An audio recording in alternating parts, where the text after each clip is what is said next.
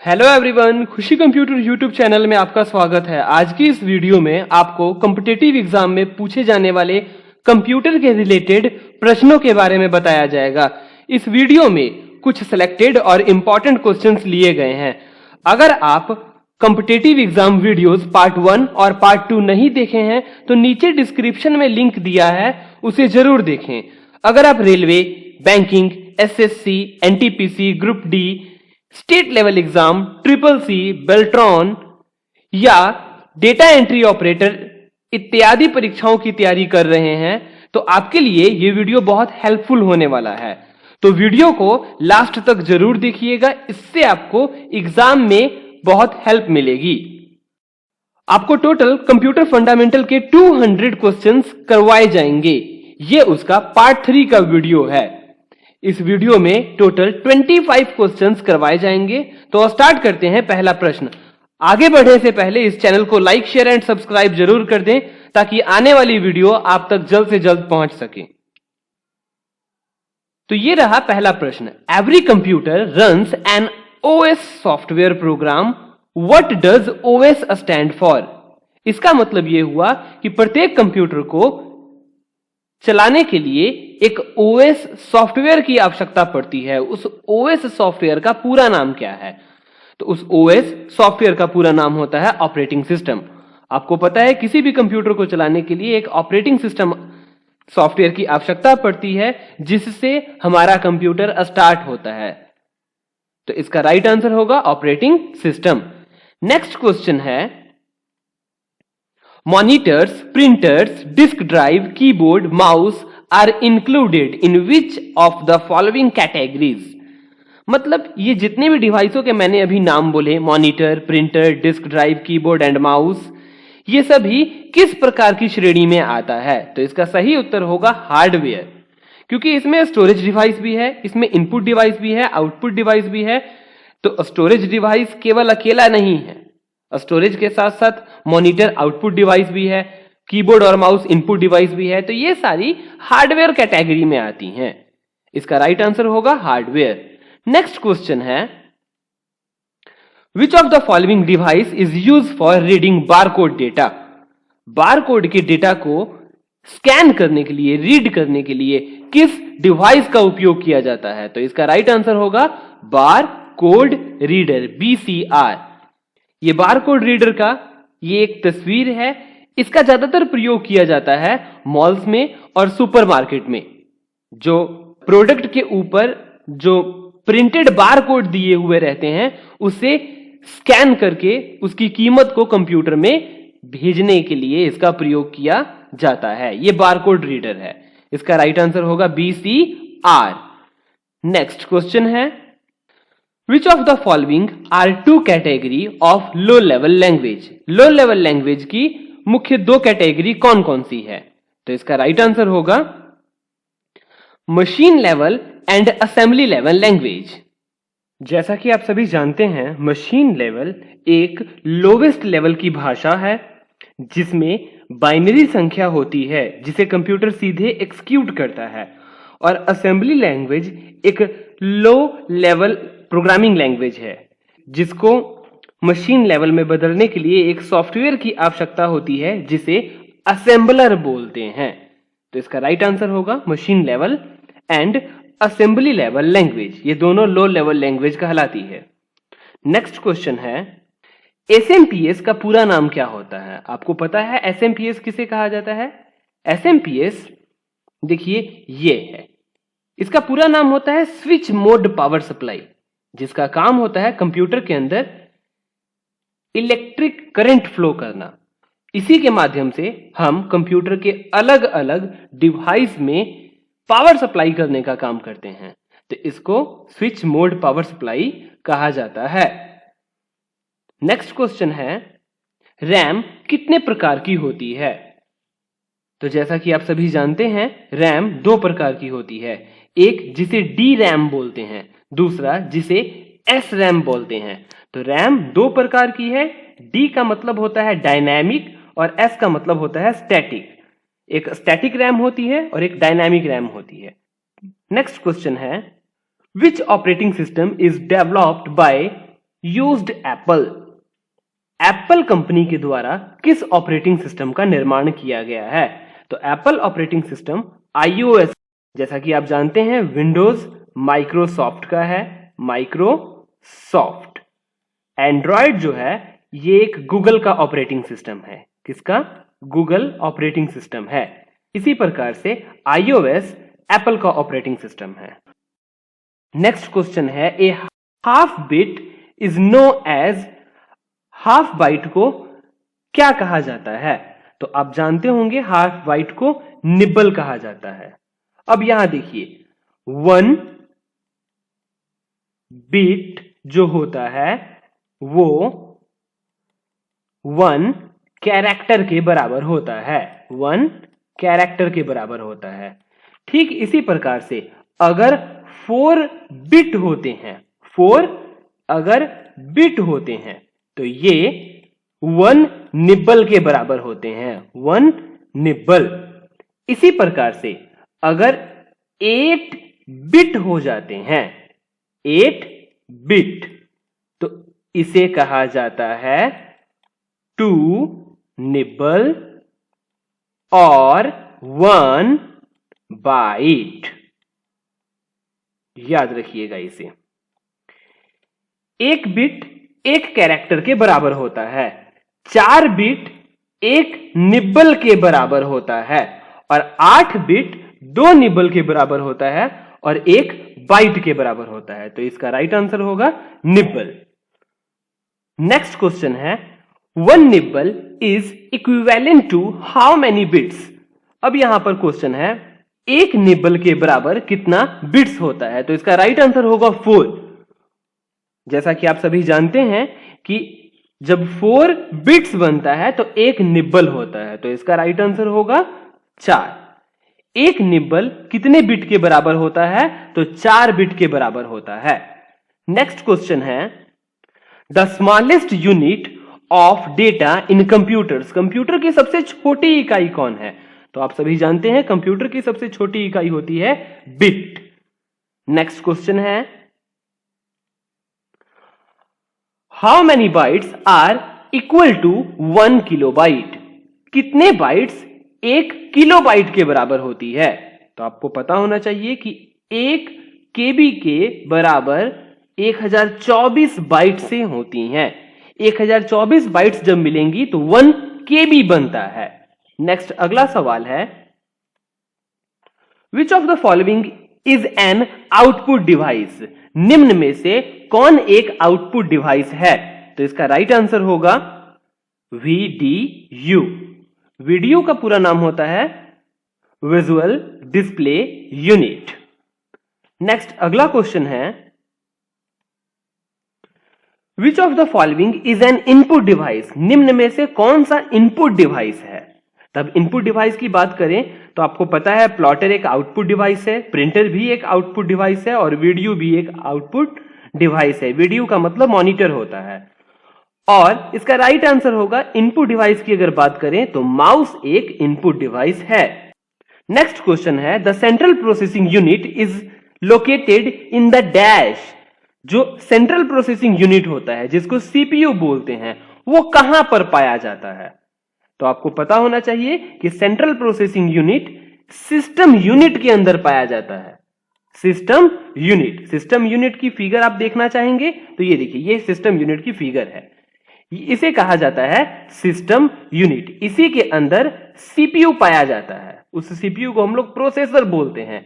इसके अंदर motherboard, processor, SMPS, hard disk drive, DVD writer, सब तरह की डिवाइसें, इंटरनल डिवाइसें, इसके अंदर जो भी डिवाइसें आती हैं उसे कोर डिवाइस कहा जाता है। वो सारी डिवाइसें इस सिस्टम यूनिट के अंदर पाई जाती हैं। नेक्स्ट क्वेश्चन है, यूएसबी का पूरा नाम क्या होता है? तो आप यूएसबी का पूरा नाम जानते हैं। यूएसबी का पूरा नाम होता है यूनिवर्सल सीरियल बस। ये सबसे आमतौर पर प्रयोग होने वाला एक कंप्यूटर का पोर्ट है जिसके अंदर हम किसी भी बाहरी डिवाइस को कनेक्ट कर सकते हैं। जैसे ये देखिए, ये यूएसबी पोर्ट है। इसे यूएसबी पोर्ट कहा जाता है और इसके अंदर ज्यादातर अगर आपको स्कैनर, पेन ड्राइव, मॉडेम अगर अपने कंप्यूटर में कनेक्ट करना हो, प्रिंटर, कीबोर्ड, माउस एटसेट्रा, तो आप यूएसबी पोर्ट के माध्यम से अपने कंप्यूटर में इन डिवाइसों को कनेक्ट कर सकते हैं। नेक्स्ट क्वेश्चन है, what is the use of computer port? Computer के अंदर जो पोर्ट्स होते हैं उसका क्या उपयोग होता है? तो इसका राइट आंसर होगा, देखिए पहले हम लोग ऑप्शंस को समझते हैं। Download the file via internet, इसके माध्यम से फाइलों को डाउनलोड किया जाता है इंटरनेट से। दूसरा है to connect with other device, जिसके माध्यम से अन्य डिवाइसों को जोड़ा जाता है। तीसरा है to reduce the internet speed, internet की स्पीड को घटाने के लिए इसका इस्तेमाल होता है। तो इसका राइट आंसर होगा बी। इससे हम क्या करते हैं, अपने कंप्यूटर में किसी अन्य डिवाइसों को जोड़ने का कार्य करते हैं। कंप्यूटर पोर्ट के माध्यम से to connect with other device, किसी अन्य डिवाइस को अगर कंप्यूटर में जोड़ना चाहें तो इसका प्रयोग किया जाता है। नेक्स्ट क्वेश्चन है, विच of the following device is use for gaming? Computer के अंदर गेम खेलने के लिए किस डिवाइस का उपयोग किया जाता है? तो इसका राइट आंसर होगा जॉयस्टिक। जॉयस्टिक एक ऐसी इनपुट डिवाइस है जिसके माध्यम से कंप्यूटर के अंदर गेम खेलने का कार्य किया जाता है। ये वो जॉयस्टिक है, इसी के माध्यम से कंप्यूटर के अंदर गेम खेला जाता है। नेक्स्ट क्वेश्चन है, विच of the following memory can not be directly accessed? Computer direct किसे एक्सेस नहीं करता है? तो इसका राइट आंसर होगा सेकेंडरी मेमोरी। हम कंप्यूटर के अंदर कोई भी डेटा जब भेजते हैं तो सबसे पहले वो प्राइमरी मेमोरी के अंदर जाता है। तो प्राइमरी मेमोरी सबसे पहले कंप्यूटर के डेटा को एक्सेस करती है। प्राइमरी मेमोरी में ही रैम और डी रैम आता है। तो इसका राइट आंसर होगा secondary memory. Computer directly secondary memory को डेटा नहीं भेजता है। जब हम कंप्यूटर में कोई कार्य करते हैं तो सबसे पहले वो प्राइमरी मेमोरी में रहता है। जब हम लोग अपनी फाइलों को सेव कर देते हैं तब जाकर हमारा डेटा सेकेंडरी मेमोरी में मूव होता है। अब हम सीखेंगे कंप्यूटर के जनरेशन के बारे में। जैसा कि आप जानते हैं कंप्यूटर में विभिन्न प्रकार की जनरेशनें अब तक आ चुकी हैं। कंप्यूटर की पहली पीढ़ी 1942 से लेके 1955 तक चली थी और इस जनरेशन में वैक्यूम ट्यूब का इस्तेमाल किया गया था। आपको याद क्या रखना है, कंप्यूटर की पहली पीढ़ी कब से कब तक थी और किस टेक्नोलॉजी का इस्तेमाल हुआ था उस डिवाइस में। तो पहली जनरेशन 1942 से 1955 तक थी और इसमें वैक्यूम ट्यूब का इस्तेमाल किया गया था। अब सेकेंड जनरेशन की बात करें तो 1955 से लेके 1964 तक थी सेकेंड जनरेशन और इसमें ट्रांजिस्टर का उपयोग किया गया था। थर्ड जनरेशन का निर्माण 1964 से लेकर के 1975 तक चला और इस जनरेशन के कंप्यूटर में आईसी का इस्तेमाल किया गया, इंटीग्रेटेड सर्किट। थर्ड जनरेशन में इसे आपको याद रखना होगा, ये हर परीक्षाओं में पूछे जाते हैं। पहली जनरेशन कब से कब तक थी और उसमें किस टेक्नोलॉजी का उपयोग हुआ था। दूसरी जनरेशन कब से कब तक थी और इसमें किस टेक्नोलॉजी का उपयोग हुआ था। और तीसरी जनरेशन कब से कब तक थी और उसमें किस टेक्नोलॉजी का उपयोग हुआ था। फोर्थ जनरेशन की बात करें तो 1975 से लेकर के 1989 तक रही। इसमें वेरी लार्ज स्केल इंटीग्रेशन का उपयोग किया गया। इसका शॉर्ट फॉर्म होता है VLSI और इसका फुल फॉर्म होता है वेरी लार्ज स्केल इंटीग्रेशन। ये फोर्थ जनरेशन में हुआ था। फिफ्थ जनरेशन की अगर बात करें तो फिफ्थ जनरेशन का कंप्यूटर माइक्रो प्रोसेसर के आधार पर कार्य करता है। माइक्रो प्रोसेसर, अभी जो भी हम लोग कंप्यूटर चलाते हैं वो सभी कंप्यूटरों के अंदर माइक्रो प्रोसेसर लगा रहता है जिसको हम लोग CPU बोलते हैं। और सिक्स जनरेशन की बात करें तो आर्टिफिशियल इंटेलिजेंस के आधार पे ये सिक्स जनरेशन का कंप्यूटर आने वाले कुछ वर्षों में देखने को मिलेगा। इस जनरेशन टॉपिक को अगली वीडियो में समझाया जाएगा डीपली। अभी आप इसका स्क्रीनशॉट लेना चाहें तो ले सकते हैं कि कौन सी जनरेशन कब से कब तक थी और किस टेक्नोलॉजी का उसमें प्रयोग किया गया था। अगर अभी तक आप चैनल को सब्सक्राइब नहीं किए हैं तो चैनल को सब्सक्राइब जरूर करें ताकि आने वाली वीडियो आप तक जल्द से जल्द पहुंच सके। अब हम लोग चलते हैं अगले प्रश्न पर। नेक्स्ट क्वेश्चन है, in which of the following the second generation computer was based. दूसरी जनरेशन का कंप्यूटर किस आधार पे काम करता था। देखिए इसी तरह के प्रश्न रहेंगे। तो आपको बताया गया है अभी कि फर्स्ट जनरेशन में वैक्यूम ट्यूब का उपयोग हुआ था और सेकंड जनरेशन में ट्रांजिस्टर का उपयोग हुआ था। तो ये होगा इसका राइट आंसर, ट्रांजिस्टर।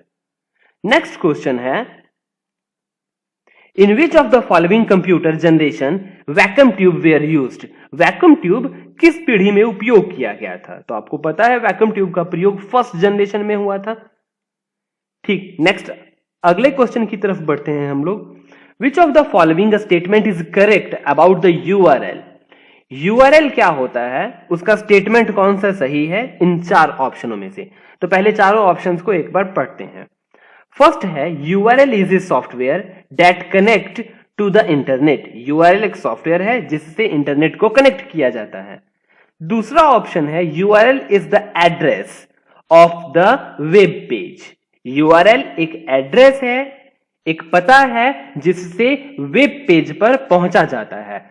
तीसरा है, URL is the domain name. तो इसका राइट आंसर होगा B, URL is the address of the web page. किसी वेब पेज पर जाने के लिए यूआरएल का इस्तेमाल किया जाता है। नेक्स्ट क्वेश्चन है, विच of the following part is called brain of the computer. इनमें से किस पार्ट्स को कंप्यूटर का ब्रेन कहा जाता है। तो जैसा कि आप जानते हैं कंप्यूटर का ब्रेन होता है सीपीयू। ये है सीपीयू। इसमें तीन चीजें मुख्य रूप से पाई जाती हैं। एक जिसे बोलते हैं हम लोग ALU, जिसे कहा जाता है अर्थमेटिक लॉजिक यूनिट। दूसरा होता है जिसे कहते हैं CU। CU का मतलब होता है कंट्रोल यूनिट। और तीसरा होता है PSA, मतलब प्राइमरी स्टोरेज एरिया। तो इसका राइट आंसर होगा सीपीयू। सीपीयू को ही कंप्यूटर का ब्रेन कहा जाता है। जैसा कि आप देख रहे हैं यही है वो सीपीयू, इसी को सीपीयू कहा जाता है। प्रोसेसर भी इसी को कहा जाता है। यही है वो प्रोसेसर और यही है वो सीपीयू। अगला क्वेश्चन है, विच of the following device is not a portable device. निम्न में से कौन सी पोर्टेबल डिवाइस नहीं है। पोर्टेबल का मतलब जिसको एक से किसी दूसरे जगह पे आसानी पूर्वक ना ले जाया जा सके। तो देखिए इसके ऑप्शन में एक डीवीडी है, एक मोबाइल फोन है और एक पेन ड्राइव है। तो आप जानते हैं डीवीडी को भी इजिली हम लोग एक से दूसरे जगह ले जा सकते हैं। मोबाइल फोन हम लोग के पॉकेट में रहता ही है और पेन ड्राइव एक नेल्स के साइज का होता है। तो जैसा कि इसका राइट आंसर होगा नन ऑफ द अबव। इसमें से कोई ऐसी डिवाइस नहीं है जो पोर्टेबल डिवाइस नहीं हो। सारी डिवाइसें पोर्टेबल डिवाइसें हैं। ये देखिए, ये मोबाइल फोन हो गया, ये डीवीडी हो गया और ये हो गया पेन ड्राइव। अब अगले सवाल की तरफ बढ़ते हैं। विच of the following memory is very fast memory in a computer. Computer के अंदर सबसे तेज मेमोरी कौन सी होती है। तो कंप्यूटर के अंदर सबसे तेज मेमोरी कैश मेमोरी होती है। याद रखिएगा, कंप्यूटर के अंदर सबसे तेज मेमोरी कैश मेमोरी होती है। नेक्स्ट क्वेश्चन है, विच of the following type of device is a computer microphone. Computer के अंदर जो माइक्रोफोन इस्तेमाल होता है वो किस प्रकार की डिवाइस है। तो इसका राइट आंसर होगा इनपुट डिवाइस, क्योंकि माइक्रोफोन के माध्यम से हम अपनी आवाज को कंप्यूटर के अंदर ले जाने का काम करते हैं। तो ये एक माइक्रोफोन इनपुट डिवाइस का रूप है। तो आज के लिए इतने क्वेश्चन काफी हैं। इन क्वेश्चंस को आप अच्छे से प्रैक्टिस करें और अगर वीडियो अच्छा लगा हो तो लाइक, शेयर एंड सब्सक्राइब करना ना भूलें। Thank you.